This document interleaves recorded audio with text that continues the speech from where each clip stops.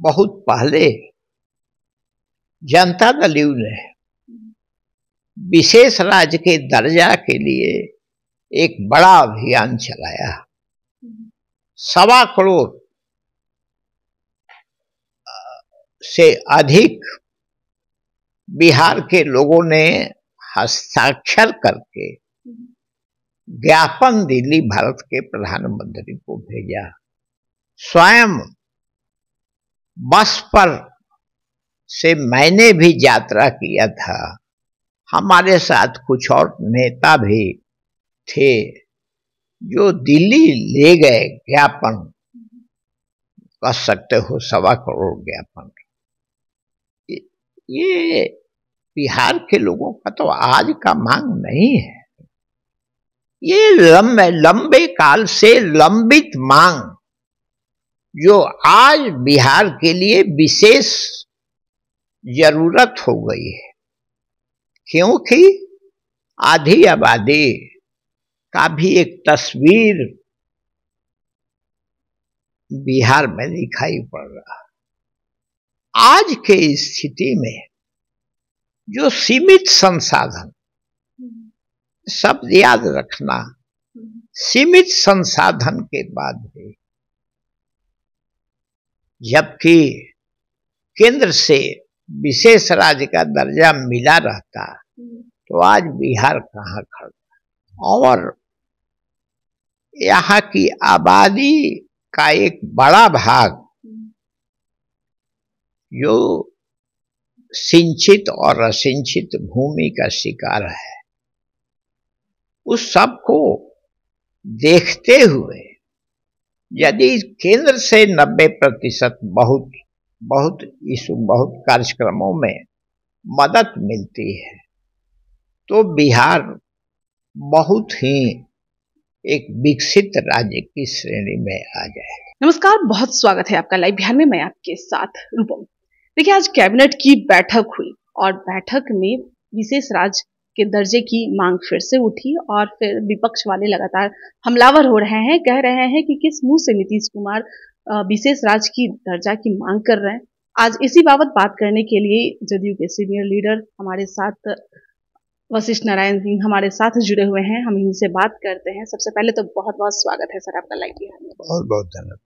तो आज कैबिनेट की बैठक हुई, उसमें विशेष राज्य की दर्जे की बात कही गई है, उस पर विपक्ष हमलावर हो रहे हैं, कह रहे हैं किस मुंह से विशेष राज्य की दर्जे की मांग ये लोग करते हैं।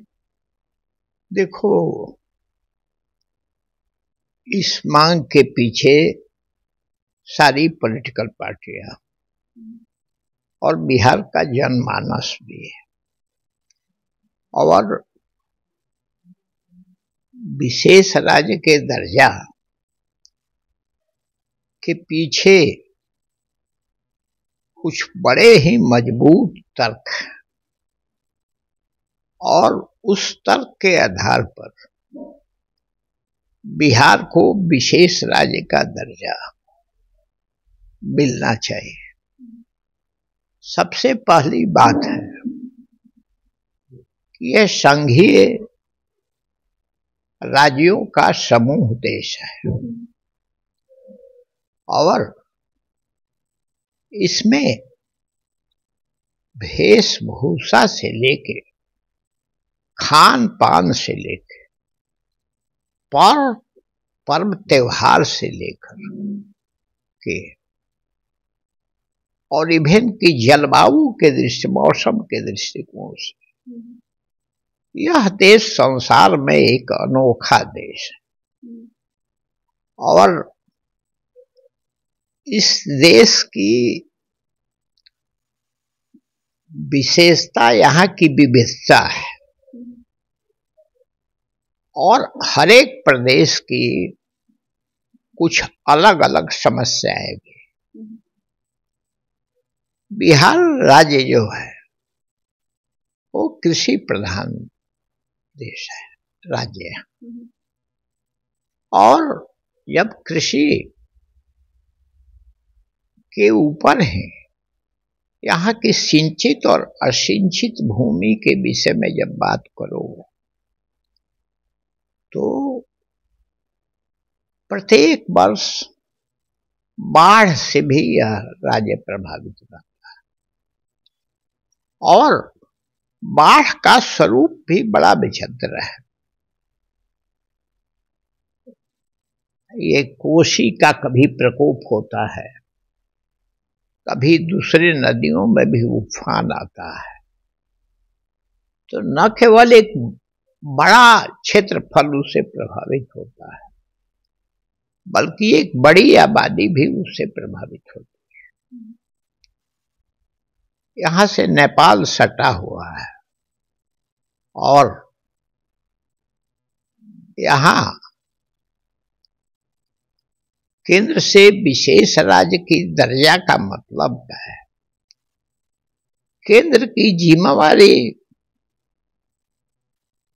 केवल कुछ राज्यों तक सीमित नहीं है बल्कि पूरे राष्ट्र की जिम्मेवारी है। सर, आप कुछ राज्यों तक सीमित की बात कर रहे हैं? आप कुछ माने मैं इसलिए कह रहा हूं कि कुछ राज्यों का नाम इसलिए लिया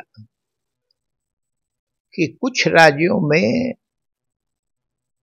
औद्योगिकीकरण भी अधिक हुआ है, इंडस्ट्री भी बहुत है और पर कैपिटा इनकम भी बहुत है और उस दृष्टि से कृषि की से जो आय होती है उतना ही बिहार की जरूरत नहीं है।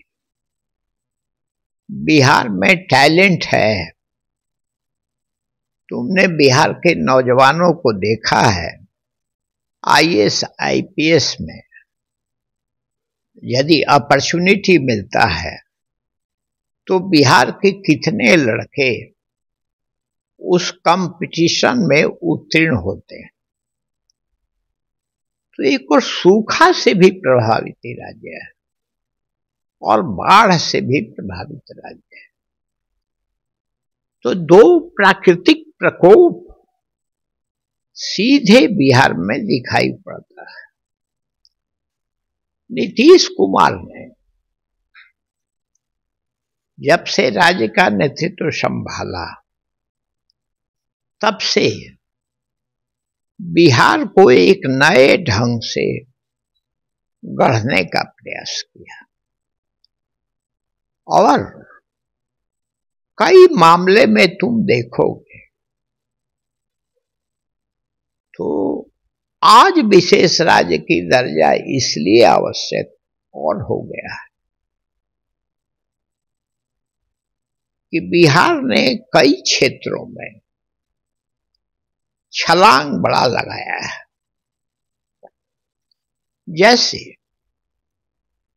जल जीवन हरियाली का। सर, एक सवाल है कि जिस तरह से कहा जा रहा है कि इतने दिनों से इन लोगों की राज्य चल रहा है, सरकार इनकी है, फिर भी पलायन रोक नहीं पा रहे हैं, बेरोजगारी बहुत है और चले हैं विशेष राज्य की दर्जा मांगने। इसी बेरोजगारी को तो खत्म करने के लिए, इसी समस्या का तो निदान करने के लिए विशेष राज्य की दर्जा हम मांग रहे हैं। विशेष राज्य की दर्जा मिल जाने से पलायन रुक जाएगी? पलायन भी नहीं रुकेगा बल्कि औद्योगिकीकरण भी होगा बिहार का। ये भी तो नए सुखी देख लो। रोड की हालत नीतीश कुमार ने जब सत्ता संभाली उस समय बहुत बिहार के रोड की स्थिति क्या थी, बिजली की स्थिति क्या थी। किसी भी प्रगति वाले राज्य में ये दो फैक्टर बड़ा महत्वपूर्ण रहता है। तो बिजली के क्षेत्र में और रोड के क्षेत्र में बिहार ने कीर्तिमान स्थापित किया है। पटना का ही स्वरूप देख लो। क्या बिहार में किसी सुदूर इलाके में भी तुमको आने जाने पहले कितने घंटे लग जाते थे? एक सवाल और हाँ, और कितने घंटे। यदि विशेष राज्य के दर्जा के पीछे कारण है, केंद्रीय टैक्स में, जीएसटी में और कई परियोजनाओं में 90% भाग राज्य को मिल जाता है विशेष राज्य का दर्जा से। अच्छा। ये प्रावधान है। तो इस्तीफे की मांग क्यों की जा रही है कि नीतीश कुमार से इस्तीफे की मांग लगातार बीजेपी के लोग कर रहे हैं? देखिए, बीजेपी के लोग हताश और निराश और छटपटाहट उनकी केवल नीतीश कुमार का इसलिए मांग रहे हैं। आज की उसकी वजह बड़ी है, क्योंकि जब से जातीय जनगणना की बात हुई है, जब से ये रिजर्वेशन का प्रतिशत तय हो गया, नीतीश कुमार आंख की किरकिरी हो गए। अच्छा। क्योंकि आंख की किरकिरी इस मामले में हो गई कि लोगों ने देखा है कि जातीय जनगणना की बात हुई तो बीजेपी के लोग क्या पहले बोलते थे। जब देखे कि भारतीय जनमानस में जो नीतीश कुमार ने कहा कि हम जातीय जनगणना करा देंगे, तो बिहार एक पहला राज्य निकला जिसने जातीय जनगणना करा दिया। और जातीय जनगणना जो कराया, बिहार का सच सामने आ गया और इस देश का भी सत्य सामने आ गया। इस देश में अति पिछड़े दलित सभी वर्गों, बहुत से वर्गों की हालत आय के दृष्टिकोण से, शिक्षा के दृष्टिकोण से और आमदनी के दृष्टिकोण से कैसा हालत देश की है। अभी जो सरकार है, सरकार के सभी लोग खुद, अब बीजेपी के लोग भी जगह जगह कह रहे हैं कि हम जातीय जनगणना के विरोध में कब थे। ये उनकी आवाज है। अब देख लो, यही मंशा समझ आती। जब जातीय जनगणना के आप विरोध में नहीं थे, तो आपको तो 10 वर्ष के अंदर मौका मिला था जातीय जनगणना कराने का, तो आपने क्यों नहीं कराया। और खुद भारत के प्रधानमंत्री कहते थकते नहीं हैं कि मैं ओबीसी हूं। खुद भारत के प्रधानमंत्री कहते हैं कि मैं ओबीसी हूं। जब भारत के प्रधानमंत्री हैं, ओबीसी तो एक समूह है गरीब लोगों का। एक जगह तो भारत के प्रधानमंत्री ने इतना तक कह दिया कि देश में कोई जाति नहीं है, एक ही जात है, वो है गरीब। यानी ओबीसी अलग है क्या गरीब से? गरीब से तो ओबीसी अलग नहीं। लेकिन चुनाव के पहले तो ओबीसी का बेटा भारत का प्रधानमंत्री बन रहा है। इसकी वकालत कितनी जोर शोर से इन लोगों ने किया था। जब किसी प्रदेश ने नीतीश कुमार के नेतृत्व में जातीय गणना करा करके और स्पष्ट पिक्चर कि इस देश में असमानता बहुत है और कई ऐसे समुदाय हैं जो आर्थिक, शैक्षणिक, सामाजिक रूप में आज भी पिछड़े हैं। इसका मतलब यह था कि जो समुदाय या जो जाति इस दौड़ में, विकास के दौड़ में पीछे छूट गई है, यदि संख्या मालूम हो जाए तो उनके लिए भी सरकार की योजनाएं बनेंगी, उनके लिए भी विकास के रास्ते मिलेंगे और उनको भी अग्रिम पंक्ति में आने का मौका मिलेगा। तो इसलिए विशेष राज्य की दर्जा। और दूसरी बात समझ लो कि बहुत पहले जनता दल यू ने विशेष राज्य के दर्जा के लिए एक बड़ा अभियान चलाया। 1.25 करोड़ से अधिक बिहार के लोगों ने हस्ताक्षर करके ज्ञापन दिल्ली भारत के प्रधानमंत्री को भेजा। स्वयं बस पर से मैंने भी यात्रा किया था, हमारे साथ कुछ और नेता भी थे जो दिल्ली ले गए ज्ञापन, कह सकते हो 1.25 करोड़ ज्ञापन। ये बिहार के लोगों का तो आज का मांग नहीं है, ये लंबे काल से लंबित मांग जो आज बिहार के लिए विशेष जरूरत हो गई है, क्योंकि आधी आबादी का भी एक तस्वीर बिहार में दिखाई पड़ रहा।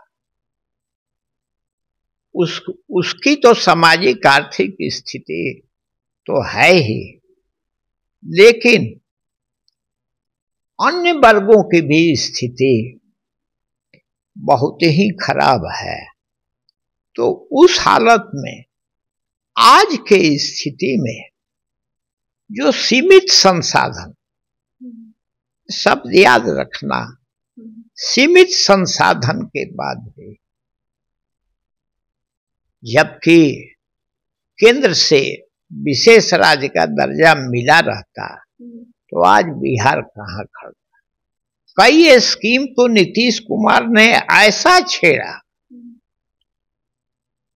और उसको टच किया जो अंतर्राष्ट्रीय मुद्दा भी बना, जैसे जल जीवन हरियाली और रोड और बिजली की बात तो हमने किया ही। तो बिहार ने एक लीड किया है इस मामले में कि ज्योग्राफिकली, भौगोलिक दृष्टिकोण से और यहाँ की आबादी का एक बड़ा भाग जो सिंचित और असिंचित भूमि का शिकार है, उस सब को देखते हुए यदि केंद्र से 90% बहुत कार्यक्रमों में मदद मिलती है तो बिहार बहुत ही एक विकसित राज्य की श्रेणी में आ जाएगा। चलिए, तो विशेष राज्य की दर्जा की मांग लगातार की जा रही है और नीतीश कुमार इसकी मांग कर रहे हैं और आप सुन ही रहे हैं, देख ही रहे हैं कि किस तरह से विपक्ष लगातार हमलावर हो रहे हैं और इस्तीफे की मांग कर रहे हैं। जी, सीनियर लीडर वशिष्ठ नारायण सिंह हमारे साथ जुड़े हुए थे, इन्होंने जो भी कहा आपने सुना। बहरहाल बने रहे लाइव बिहार के साथ। धन्यवाद। लाइव बिहार यूट्यूब पर सब्सक्राइब और फेसबुक पर लाइक जरूर करें।